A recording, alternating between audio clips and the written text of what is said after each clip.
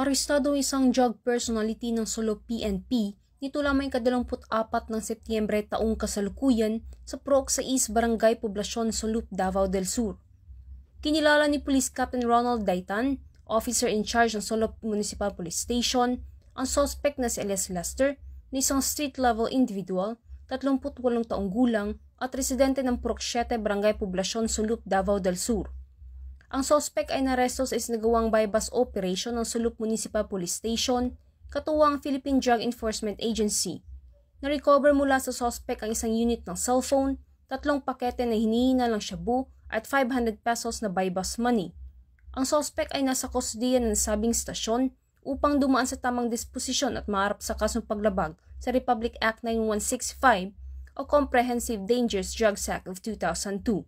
Samantala, ang Police Regional Office 11 sa pamumuno ni Regional Director Police Brigadier General Nicolas Torre III ay patuloy na pinapaigting ang laban kontra kriminalidad alinsunod sa kampanya ng Bagong Pilipinas na panatili ng kapayapaan at kaayusan tungo sa pagsulong ng bansa.